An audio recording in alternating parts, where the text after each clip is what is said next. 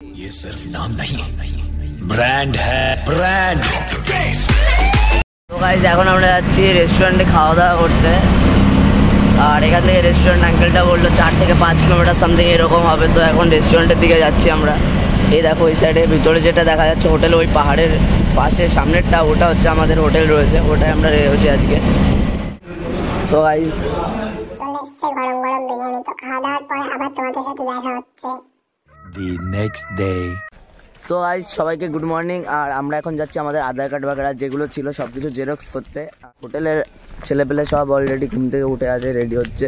কিছু টিম খেলার জন্য বেরিয়ে গেছে।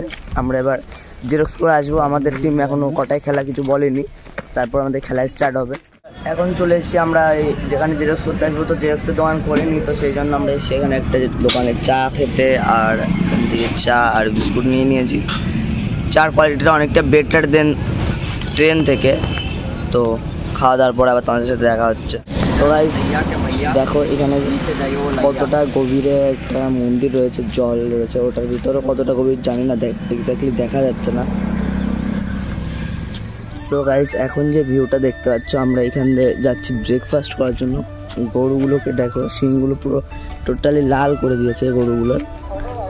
আর এখান থেকে গিয়ে ডান সাইডে আমাদের ওখানে ব্রেকফাস্টের ব্যবস্থা করা হয়েছে, ওখানে যাব আমরা ব্রেকফাস্ট করার জন্য। ভিউটা দারুণ, হালকা হালকা একটা শীত রয়েছে। তো সব মিলে একটা বলতে পারো মনোরম পরিবেশ এখানে, না গরম না শীত, টোটাল একদম গরমও লাগে না, আবার যে প্রপার খুব শীত পড়ে গেছে তেমনটাও না। এরকম টাইমে কেউ যদি এখানে ঘুরতে আসতে চাও আসতে পারো। এই ডান সাইডটার দিকে ওখানে একটা মন্দির রয়েছে, তো ওই মন্দিরটাতেই আমাদের ব্রেকফাস্ট করার ব্যবস্থা করেছে, মানে মন্দিরের উপরে। এখন আমরা রয়েছি পাহাড়ে, তো রয়েছি এক্স্যাক্টলি, বাট এখান থেকে আমাদের উপরে উঠতে হবে। উপরে আমাদের আরেকটা পাহাড় রয়েছে, তো সেটার উপরে আমাদের ব্রেকফাস্ট করানোর ব্যবস্থা করেছে এখানের লোকজনেরা, যেখান থেকে আমরা খেলতে এসেছি। A few moments later. So guys, পিছাও লড়কা লোক বেজাতি করতে, পিছাও পিছে। আমাদের বেঙ্গল টিমে যে বেঙ্গল টিমে যাচ্ছি, জার্সি উড়ি আসবো। এই যে আমি ভাইও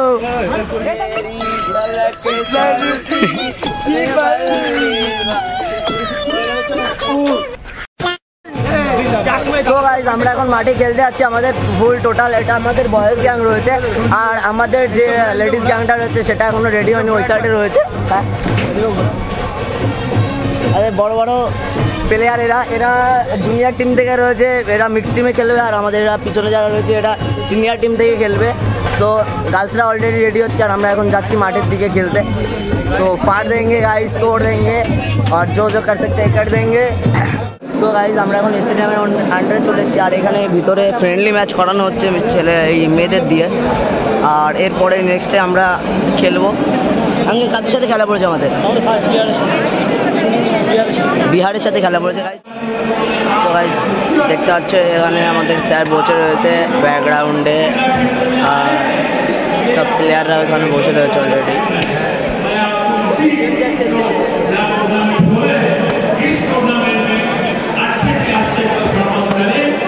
সো গাইজ সবার ফার্স্টে সবার কাছে ক্ষমা চেয়ে নিচ্ছি, বিকজ আমরা আমাদের খেলা ভিডিওটা তোমাদের সঙ্গে শেয়ার করতে পারিনি।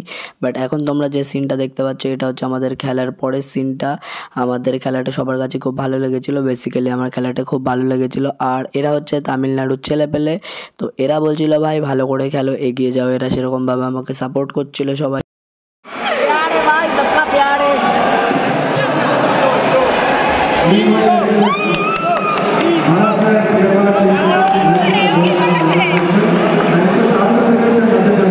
তো গাইস তোমরা এই মুহূর্তে যে টিমটা দেখতে পেলে এটা হচ্ছে গুজরাটের টিম। এন্ড তোমরা সবাই তো ভিডিওতে দেখতেই পেলে গুজরাটের ফুল টিম আমার সাথে ছবি তোলার জন্য চলে এসেছিল মাঠে। শেষ রয়ে গেল একটাই যে ভালো খেললেও ট্রফিটা ওয়েস্ট বেঙ্গলের ঘরে আনতে পারলাম না। আমাদের দুটো ম্যাচ হয়ে গেছে অলরেডি, আর একটা ম্যাচ ছিল আজকে, হয়তো আর এই ম্যাচটা কমপ্লিট হবে না। কালকে আমাদের ম্যাচ রয়েছে, কালকে সকালে সামথিং এরকম আমরা আসবো। আমাদের থার্ড ম্যাচটা ওখানেই হবে। আর থার্ড ম্যাচের পরে রয়েছে মিক্সড টিমের খেলা। আমাদের মিক্সড টিমে যারা রয়েছে তারা এখন খেলেনি, মিক্সড টিমের মেয়েরা রয়েছে, ছেলেরা রয়েছে, ওরা খেলবে হচ্ছে গিয়ে কালকে। আর কালকে আই থিঙ্ক আমিও থাকবো মিক্সড টিমের মধ্যে, জানি না দেবে কিনা, আজকে দিয়েছিল আমাদের মেইন টিমটাই খেলতে। তো কালকে আমি দেখবো যে আমাদের মিস্টারটা আমাকে চান্স দেয় কি না দেয়। তো খেলা হয়েছে, টুকটাক ভালো হয়েছে। একটা মুভমেন্টে আমরা জিতেছিলাম, আর দুটো খেলা হয়েছিল, তার মধ্যে একটা আমরা নিয়েছি, আর একটা আদারওয়াইজ কান্ট্রি নিয়ে গেছে, মানে কান্ট্রি তো না, সরি স্টেটে নিয়ে গেছে। এবার দেখা যাক কালকে কী হয়। ফার্স্টে আমাদের ইউপির সাথে খেলা পড়েছিল, ফার্স্টেটা হেরে গেছে, বাট সেকেন্ডেটা আমরা জিততে পেরেছি। So guys we are now in Hindu নিবাসে রয়েছি আমরা, আর এখানে আমাদের খাওয়া দাওয়া চলবে এখনই। সব লড়কা লোক ইয়া পে হে वैसे भी পুরো স্টেটের লোক রয়েছে, সব যে যে স্টেট থেকে এসছে ওখান থেকে এসে এখানে খাওয়া দাওয়া কমপ্লিট চলছে। আর আমাদের খাওয়া দাওয়া এখনো হয়নি, ছেলেপেলে ওখানে রয়েছে, এখান থেকে আমাদের খাওয়া দাওয়া প্রোভাইড করছে। সো গাইজ এইগুলো আমাদের খেতে দিয়েছে এখান থেকে, ডাল দিয়েছে, রুটি দিয়েছে, আর এটা কিসে একটা তরকারি দিয়েছে, আর চাটনি দিয়েছে রুটিটা খাওয়ার জন্য। A few moments later. So guys এখন হোটেল থেকে বাইরে বেরোচ্ছি, আর আমরা যাচ্ছি স্কেটিং করতে রাস্তাতে। বাবা স্কেটিং নিয়ে নিয়েছে, আমিও স্কেটিং নিয়ে নিয়েছি, এখন যাবো রাস্তাতে। আর পাহাড়ি রাস্তা, তো বেশি দূর যাওয়া যাবে না, হালকা পাতলা করে স্কেটিং করবো। যেখানে স্কেটিং করতে এসেছিলাম মহারাষ্ট্রের ওইখানে ইলোরাতে, তো স্কেটিং করার পরে আমরা সেখানে চা খেতে, মানে চা তো না সরি কফি টাইপের কি যেন একটা দিয়েছে, এক্স্যাক্টলি নাম জানি না। তো দেখো কফিটা, ট্রেডিশনটা অন্যরকম টাইপের। এ ভাই